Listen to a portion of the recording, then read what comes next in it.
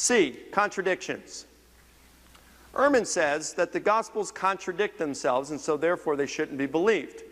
In our debate, which was on the resurrection of Jesus, he says, look, we just can't trust them. They can't even agree amongst each other. Was Jesus crucified at 9 a.m. or at noon? Depends which gospel you read, he says. Did Jesus carry his cross all the way as John portrays, or did Simon of Cyrene help him as Matthew, Mark, and Luke portrays? It depends which gospel you read. When Jesus is crucified between two thieves, did both thieves curse him as Mark portrays? Or did one thief say to Jesus, remember me when you come into your kingdom, as Luke says? Depends which one you read. And when Jesus is raised from the dead and the women come to the tomb, how many angels were there? Was there one, like Matthew and Mark say, or were there two, like Luke and John say? Depends which one you read. And how many women went to the tomb? Was there just one, like John says, or were there multiple women, like Matthew, Mark, and Luke say? Depends which one you read. And did Jesus first appear to his disciples in Jerusalem, like Luke says, or was it in Galilee, like Matthew says? And did he appear on Easter, and all the appearances occur on Easter, and he rose, and then he ascends into heaven on Easter, like Luke says? Or did it happen over a period of time, like the rest of the Gospels portray? Now, some of you are thinking right now, oh my gosh, no wonder he doesn't believe. I didn't know all those things existed, all those differences. Look, I didn't either. I really didn't pay much attention to them. And then I started doing my doctoral research, and I decided one thing I needed to do was read through the burial and resurrection narratives in the Gospels 35 times in Greek.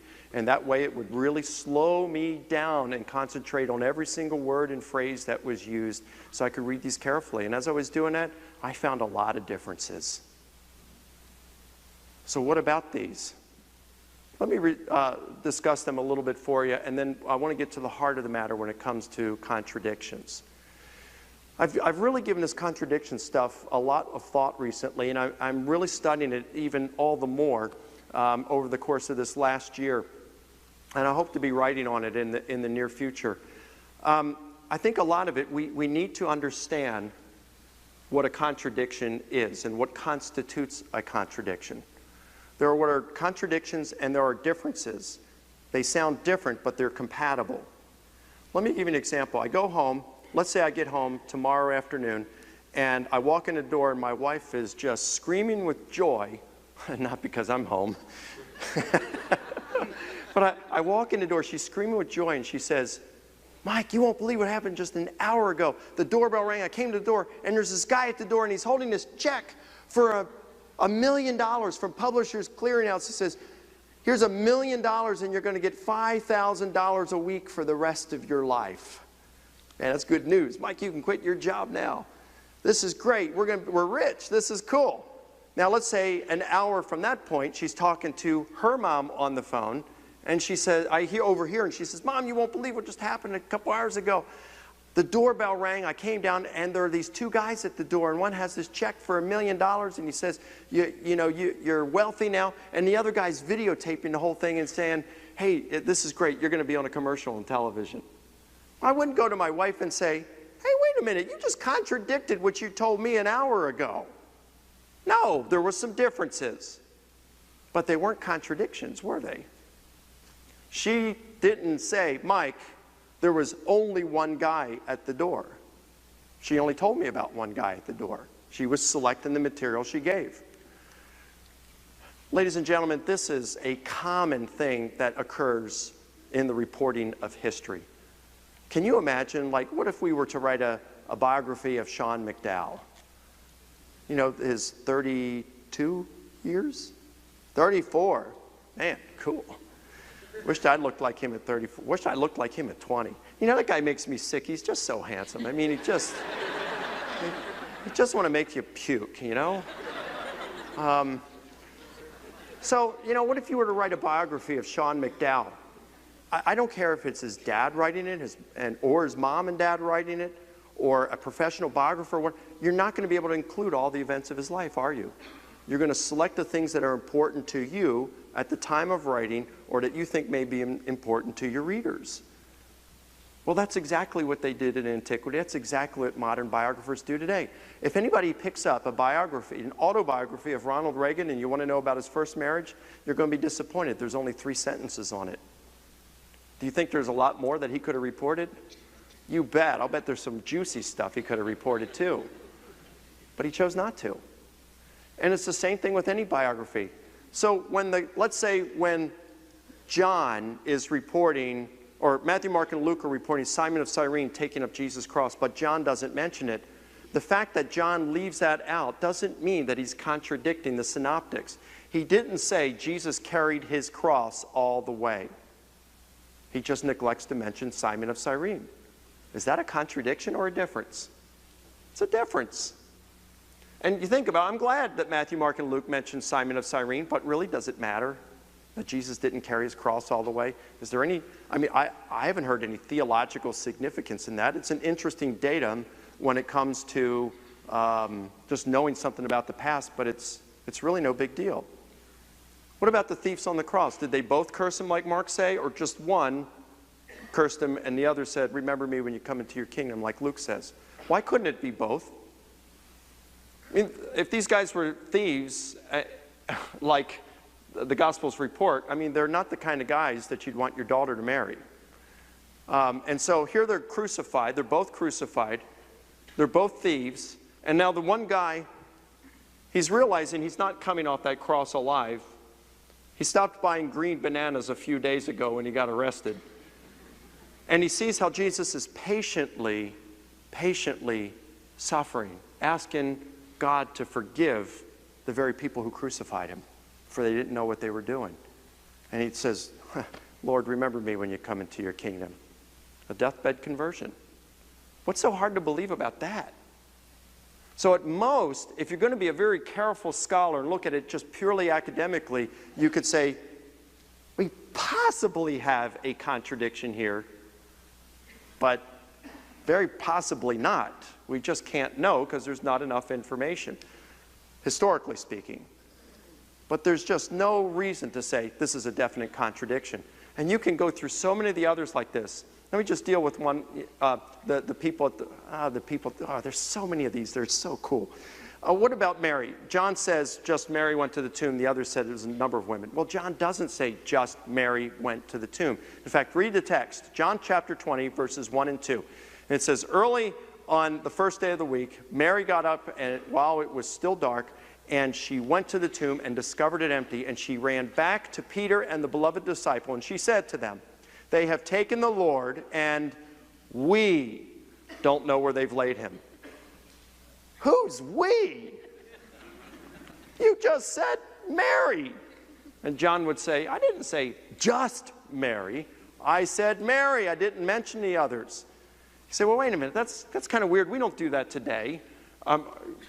Could you just be making that up, or that's just a weird anomaly or something? No. Go to Luke's gospel. He does the same thing.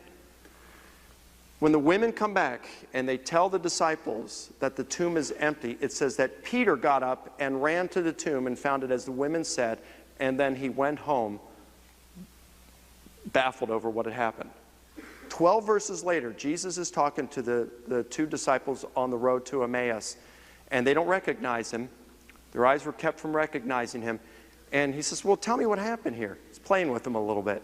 Well, Jesus of Nazareth says, we thought he was the Messiah, and then just this Friday, a couple days ago, he was crucified, and some of the women went to the tomb this morning, and they discovered it empty, and they saw angels, and they came back and told us, and then some of our own went to the tomb and discovered it just as the women had said.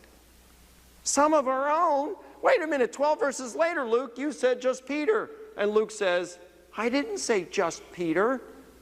I just mentioned Peter. I didn't say the others. It's like that guy who Publishers Clearinghouse at the front door. Well, we don't do that today. Okay, so we don't do that today. It's our responsibility in the 21st century not to judge these guys who wrote the Gospels because they didn't write according to 21st century English idiom. We have to go back as responsible students of history and understand what the idioms were in that day, and how they could write as biographers in that day.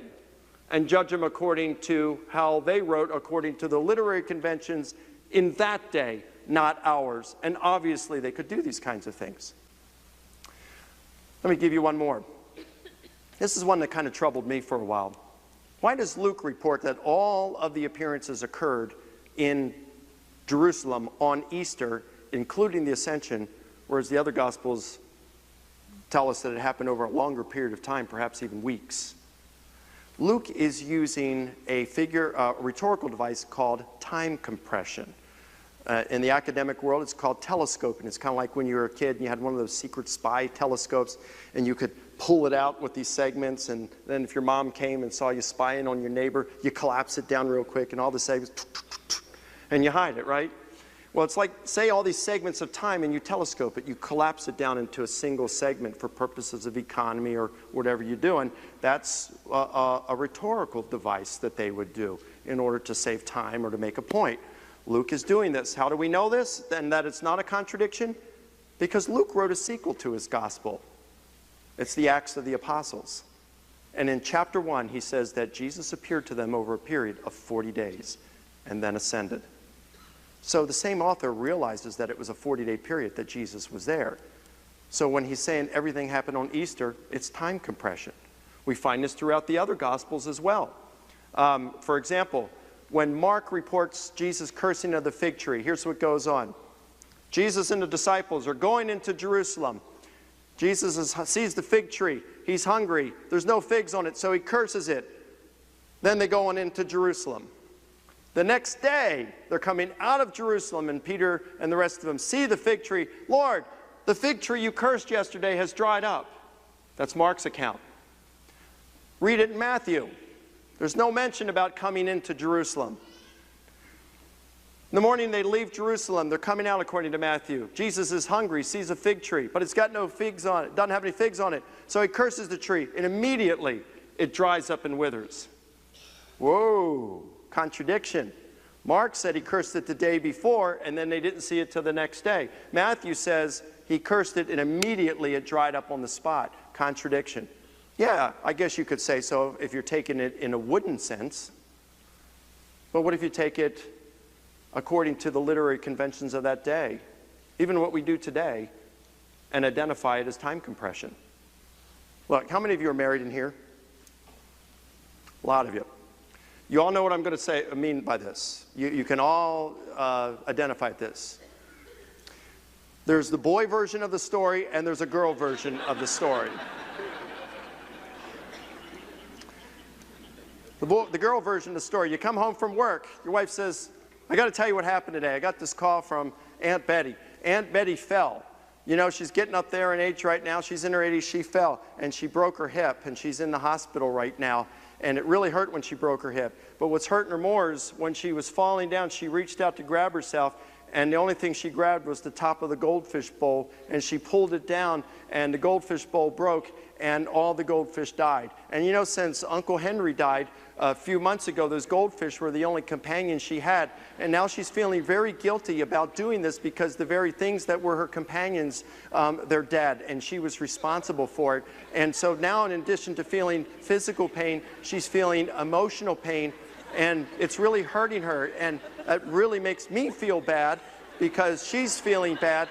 And, well, how do you feel about this?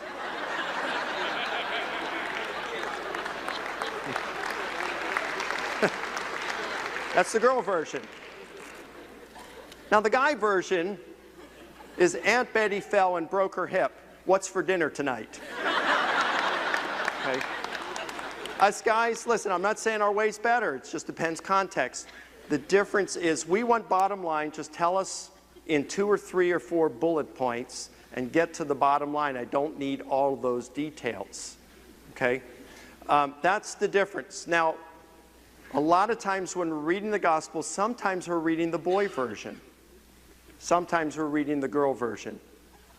Matthew is saying in this text, look, I know Mark told about this. They were coming out or going into Jerusalem. Jesus was hungry. He saw the tree, no figs. He cursed it. And then they went into Jerusalem. The next day, they came out of Jerusalem. They saw, Matthew was saying, come on, I don't need all these. Mark, you've been a little effeminate anyway. I've been wondering about you. You know, listen, he was driving a chariot that looked a lot like a minivan. So Matthew was questioning Mark on this. Matthew said, let's just get to the bottom line. Let's get to the bottom line. Jesus saw a fig tree, wanted some figs, none were on it, he cursed it, it dried up, period. Miracle happened, okay? And then Jesus makes the point out of it. Matthew wants to get straight to the point. Forget the details. Now, if we look at it as a student of history, fantastic. I like the details. The more the better. But when you're a biographer writing in the first century and you're running out of space because you have no more than 25,000 words that you can fit on that single scroll, and that's about the size of a biography. It was supposed to be able to be read at a dinner or in front of audiences and take you about an hour and a half. So you can't go over 25,000 words. Matthew is one of the longest Gospels. He doesn't have time to report all these things. It just wasn't as important to him. Maybe he'd rather cover the story of Simon of Cyrene, and John says, no, I don't need that. I want something else in here, the raising of Lazarus. They're just selecting the things they do. Look, we could go over so many of these different things, but contradictions, I just don't see that there are any like that we can definitely identify as a contradiction in the Gospels. Let me say one other thing about contradictions. Even if there were, what difference really is this going to make to us in assessing the life of Jesus? 1912, the Titanic sank. More than half the people died on board. But the survivors had contradictory testimonies on a peripheral detail. Some said that the ship broke in two just prior to sinking. Others said, nah, she went down intact. How do you get something like that wrong? You're out there, it's the most terrifying night of your life. There's only one thing you can see in the water. It's a little over 800 feet long, and it's all lit up. And just so you don't miss it, there's a bunch of screams coming from it as well as you're on there. You're seeing loved ones, family members, friends, colleagues that are dying before your very eyes. How do you get it messed up, that whether it broke in two and then it sank, or that, no, it went down in one piece? I don't know. But no one turned around and concluded and said, well, I guess we need to keep looking for the ship. It must not have sank. These guys can't get it right. No, they said, all right, they agree on certain core details, and the ones on which they don't agree, I guess we just don't know about the peripheral details. What if my explanation of whether there was one or two angels is mistaken? Whether there was Mary just gone to the tomb or several of them, what difference does it make? They still all agree that some female, at least a female, went to the tomb, discovered it empty, saw an angel, at least one angel, and who had said that Jesus wasn't alive, or wasn't dead. He had been raised from the dead and was now alive. They all report appearances. So there are some core details that we can get to in them. Contradictions really don't discredit the accounts. Let me say one other thing before we move on. There are many accounts in antiquity where contradictions exist. If you look at the famous burning of Rome that started on July 18th in the year 64, there are three primary sources we have that describe it. There's Suetonius, Tacitus, and Dio Cassius, none of whom were eyewitnesses of the event, and they all contradict on certain details. Did Nero openly recruit thugs to torch the city, as one author says, or did he do it secretly, as another author says, or was he not involved at all, as Tacitus says? Depends who you read. Where was Nero when he watched the city ablaze? Was he at his palace rooftop, or was he at the Tower of Machenus, or was he at 35 miles away in the city of Antium? Depends who you read. So maybe we don't know the truth of where he was or his involvement. We can't figure that out historically, but no one denies that Rome burned. We know it did. So it only calls into question some of the peripheral details. All right, dating. When and were the Gospels written? Ehrman complains that the Gospels were written 35 to 65 years after the events they purport to describe, and this is too long after the events in order to be reliable. Now, the standard dating of the Gospels offered by scholars today is 35 to 65 years after Jesus. Most scholars will place Mark as the first Gospel, written between 65 and 70, or 35 to 40 years after Jesus. Matthew next around the year 80, Luke in 85, and John somewhere between 90 and 95 AD, or 60 to 65 years after Jesus' crucifixion. Now, most scholars will also admit that we really don't have any firm ways of dating them to this period. This is guessing. Almost all scholars will place the Gospels within the first century, but that's about all we can get at for certain, in the first century. But I know there are earlier datings for the Gospels. I'm partial to some of those myself, but it really doesn't matter. So I'm just going with the standard dating as Ehrman is here, 35 to 65 years later. Now he says that this is equivalent to the time between World War II and today, and so it's just too late. Really? Do we have any World War II vets in this room?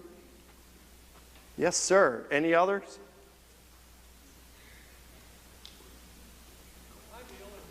Yep, nope. Okay, I see something. There we go. Yes, sir. Hey, thank you so much for what you did for us.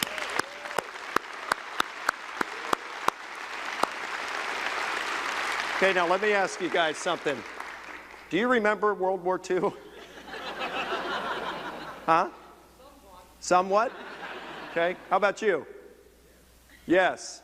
Okay, now, it's possible that maybe you conflate two battles together or something. You might mess up on some of the details, but I'll bet you remember some of your time overseas pretty well. If Ehrman really believes this, I think he ought to call up the History Channel and say, stop! Don't do these documentaries anymore on World War II and interview these vets today. That was just too long. These guys really don't know what they're talking about. Of course he wouldn't do that. And when we're talking World War II, that's John's Gospel. Mark's the earliest, 35 to 40 years. Now we're not talking about World War II. We're talking about Vietnam. Any Vietnam vets in here? Wow, quite a few of you. You guys, thank you so much for what you did. How about Korea? Any Korea? Korean vets? All right. Thank you. Appreciate all our veterans. You guys from Vietnam, I'm mentioning you because you're the closest, and you're around the time of Mark's writing. Do you guys remember Vietnam? I know the Agent Orange and marijuana and stuff of that day, but do you remember? Yeah, man, I remember. Do you remember Vietnam? Do you remember it really well? I mean, yeah. Stuff like that, you're going to remember. Big things in your life that leave such an impression you're going to remember. Now listen, I'm going to be honest with you. I don't remember what I had for dinner 3 nights ago. No big deal though, right? But you know, I can tell you about the very first Major League Baseball game I went to. I lived in Baltimore. It was July 9th, 1971. We played the Orioles. This is the great team with Brooks Robinson and Jim Palmer and all those guys. They went to the World Series that year. But that particular night, we played the Cleveland Indians. We beat them 4-1. Jim Palmer was pitching. The guy that scored the 1 run for the Indians, he hit a home run. And Mark Belanger, the shortstop for the Orioles, caught the last out on a pop fly. My grandfather and I were sitting in the mezzanine seats on the first base side. It was really a cool night. I remember some of the souvenirs I got at the game. I still have them. Now, why do I remember all those goofy details? Because that was a big event in my life. That was 40 years ago. And yet I can't remember what I had for breakfast or dinner 3 nights ago. The big things I can remember. Things, you think they see Jesus walking on water, drying up a fig tree, rising from the dead, they're not going to remember that? Well, I mean, of course you're going to. So that's not too long. Caesar Augustus is the Roman emperor at the time of Jesus' birth. He's regarded as the best of all the Roman emperors. And we have 6 primary sources that historians go to find out about significant details about the life of Augustus. The first, or the earliest, is a funerary inscription less than 4,000 words written at the time of Augustus' death. The other 5 were all written 90 to 200 years later. And yet, we feel like we get some pretty good information about Augustus. With Jesus, we've got all this information, 4 biographies of Jesus written within 35 to 65 years. Don't tell me that's not good information. That's excellent information. Finally, eyewitnesses. Ehrman complains, he says, the Gospels weren't written by eyewitnesses. They got corrupted over time. We've all played the game of telephone, right? I whisper something in your ear, I whisper something in your ear, I tell you to whisper it to the people next to you, and you go all the way around, and by the time we get to the back of this room an hour later, it's 2 corrupted sentences, right? And if that can happen in this one room in 1 hour, then what happens in the 35 years between when the events happened and when they get reported in the Gospels? The game of telephone. Well, I think that there's a better analogy for this, and that's, instead of the game of telephone, it's martial arts. How many of you are martial artists in here? You've trained in the martial arts or something? All right, bunch of you. I trained in the art of Taekwondo for many years. I started in 1983, continued up until the 90s, late 90s when I blew out a disc in my back. I was an instructor for several years. I learned from a guy named Master Un San Ki, who was an 8th degree black belt, who learned from a guy named General Che Han He, who was the founder of Taekwondo in 1955. So in the martial arts, whether it's Taekwondo or a Japanese form or a Chinese form or a Thai form, whatever it is, you learn these forms that could be called katas or huns or whatever they're called in your particular art. But you learn these sequence of moves, blocks and punches and kicks, and you learn these sequences so that you can perfect these techniques. And you learn these, they're passed down from generation to generation, instructor to student. You guys know what I'm talking about, right? And so work on your forms, all right? Instructor to student, instructor to student, instructor to student. And this goes on for hundreds of years.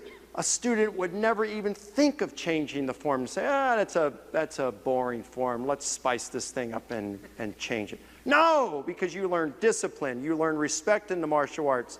It's the pride that you're getting what was invented hundreds, if not thousands of years ago. That you have the same thing, you're doing the same moves they did. For me, Taekwondo was a relatively new martial art. I learned it in '83. It was invented 28 years earlier. So when my instructor, Master Un, is passing it to me, he could say, Mike, I'm delivering to you what I also received from the founder. Now that's pretty reliable, isn't it? You got Paul, who in 1 Corinthians 15, verse 3 says, hey, I delivered to you, Corinthians, what I had also received. And he delivered it to them around the year 51 when he was setting up the First Baptist Church in Corinth. So that's when he's given it to them. And so he's given them reliable information. Well, how do we know that Paul's telling the truth about what he delivered to them, that that's what he received? How do you know he wasn't lying about that? He's just making this thing up and saying, I received it from others in order to make it credible. Really glad you asked that question. You see, throughout Paul's letters, he talks about tradition. And being a former Pharisee, they were really into tradition. In fact, Jesus rebuked the Pharisees because they gave more priority to the tradition over the Scriptures. And Paul's passing all this tradition that he had received and told people they needed to listen to this. If someone stopped listening and following the tradition, that they were to be, weren't even to associate with such a person. So again, how do we know Paul wasn't just making this up and putting all this authority in the tradition he'd made up? Because we can test him on the matter. And this is where you can really blow someone away that says Paul invented Christianity. It's ridiculous to say that. It's without foundation. Why? First of all, in Galatians chapter 2, Paul says he met with the Jerusalem pillars, Peter, James, and John, ran the gospel past them to make sure he's preaching what they were preaching, and they said, you're good, Paul. You're right on with it. Keep up the good work, brother. All right, yeah, but Mike, that's Paul saying that. All right, let's go to Clement of Rome and Polycarp. These were 2 guys who were probably discipled by Peter and John, respectively, 2 of the Jerusalem pillars. So now, Paul's been dead for a couple decades. Clement of Rome in 1 Clement, Polycarp in his letter to the Philippians, it's really interesting to see what they say of Paul. Because if Paul was teaching differently than their mentors, Peter and John, we'd expect them to rebuke Paul for it, right? Especially since Paul's dead, he can't come back at them and write my letter against Polycarp and Clement, those heretics. What Clement says He says, and I quote, Paul accurately and reliably taught the message of truth. And he puts Paul on par with his mentor Peter. When you come to Polycarp, he refers to the blessed Paul. He quotes from Paul's writings and refers to them as part of the sacred scriptures. You think Paul was teaching what Peter and John were teaching? Well, from those who knew Peter and John and followed them, you bet. We can test Paul too. If you look at 1 Corinthians chapter 7, Paul is talking about the marriage and divorce. 3 questions. Question number 1, Paul, I'm single. Can I get married? He says, yeah, you can get married. Go for it if you want. But let me tell you, if you remain single like I'm single, he says, there's benefits to this. Because you don't have to worry about your spouse. You can give more emotional and energy and financial resources and time resources to serving the kingdom of Christ. So there's advantages to remaining single. But if you want to get married, go for it. This is my opinion, he says. Paul, second question. I'm married. Can I get divorced? And Paul says, hey, not I, but the Lord. This is what the Lord says. And he quotes the Jesus tradition that he's received. He wasn't there sitting at Jesus' feet and getting the teaching. So he says, not I, but the Lord. Okay, this is what Jesus said. He's going to repeat the Jesus tradition, and he talks about marriage and divorce, just like Matthew and Mark have Jesus saying, no, unless your spouse cheats on you, you can't get divorced and be in the will of God. All right, Paul, third question. I'm married to a non-believer. Can I get divorced? Can I divorce them? And then Paul makes that really strange statement that's probably troubled most of us in this room. Not the Lord, but I. Well, what does he mean by that? He's saying, hey, you're not reading the red letter edition now. This isn't the inspired and inerrant word of God I'm giving you here. This is my thoughts. So just, you don't need to listen to me here if you, no, that's not what he's saying. When he says, not the Lord, but I, he's saying, listen, I don't have any Jesus tradition to draw from because there was no church when Jesus was alive. He didn't have to deal, everybody was practically a non-believer at that point. We're in a different situation right now, so let me give you my ruling on this. He says, if you're married to a non-believer and they want to leave, let them leave. But if they want to stay with you, stay married to them. And then he adds, this is my command, and you are to pass it along to the other churches. So in essence, what he's saying is, he's given us here opinion, the Jesus tradition, and he says, okay, this isn't Jesus tradition, but it's binding on you just like the Jesus tradition would be. What's cool about this, though, is we can see Paul in action. He refused to commingle the two. He refused to do what many skeptics say Paul did, was to take the situations and make up words, put them in the lips of Jesus in order to address situations that Jesus really hadn't commented on. No, Paul refused to do that, and we can test him on it.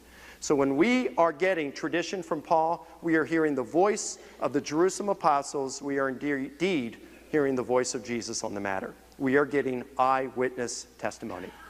So, wrap this up. I said the ABCs, D's and E's of defending the Gospels: authorship, bias, contradictions, dating, and eyewitness.